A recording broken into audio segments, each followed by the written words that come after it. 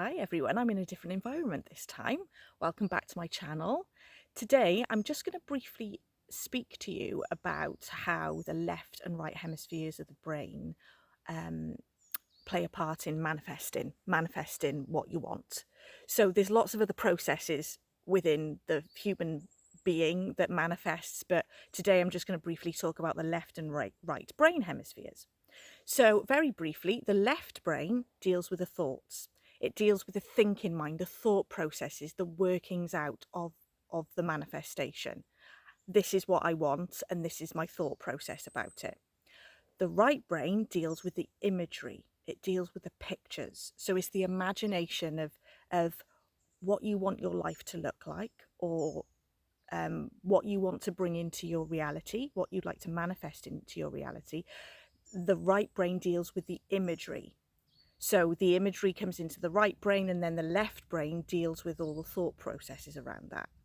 It's important that the left and right brain are in agreement. So for example, if you're picturing yourself with your dream house, for example, or your dream car or something like that, or your dream partner, and your left brain is saying, well, that's not possible, that's a pipe dream, that's ridiculous, how will I get to it, how can I do it, that's going to be complicated, and this is going to be complicated, it's not going to be that easy, then your left and right brain are not working in harmony with each other. So that's when the manifestation doesn't occur, because the left and right brain are just in conflict, they're not in agreement. So when you're wanting to manifest something into your reality, make sure that the thoughts support the pictures and the pictures support the thoughts. So anytime you might notice a thought process that might come in that might be doubting that picture, just notice it. Just be curious about it and say, oh, that's interesting. I've got a thought process there that seems to be doubting that I can manifest this. So there's a little bit of doubt. So there may be an underlying subconscious belief system that says, oh, I'm not worthy of nice things like that. So the thoughts that come up are associated more with that deeper belief system.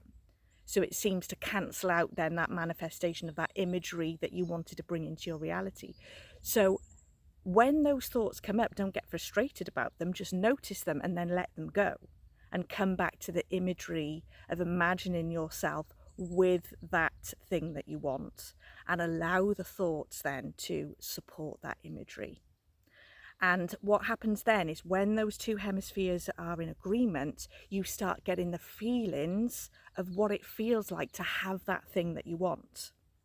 And when you start getting the feelings, that's then spread out through the whole body. So for example, if you had your dream house, you would feel happy, you'd feel at peace, you'd feel joyful, you'd feel excited, whatever it is that you would feel. You start feeling those feelings as if that dream house has already manifested for you, as if it's already happened. The left brain's in agreement, the right brain's in agreement, the feelings, the vibrations are being offered out to the universe for that to then come back to you.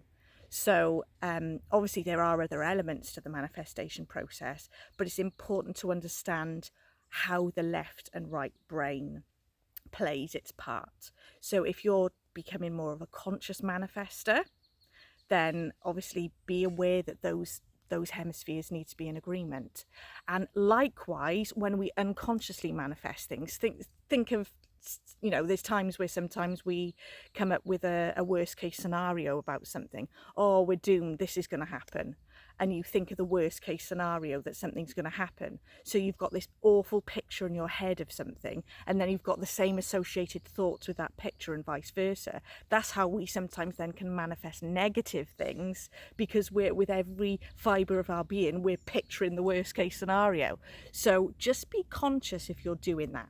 Because when you're doing that, you are powerful enough to bring that about. And it doesn't matter if you think, oh, I do that all the time. Don't worry, just start being a bit more conscious about it and think, oh, I'm going to start letting that go.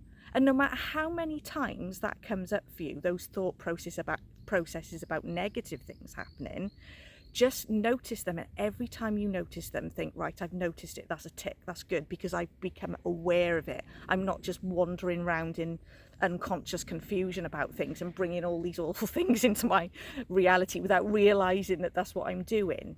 So think of the positive things, picture the good things, and picture what you want instead of what you don't want.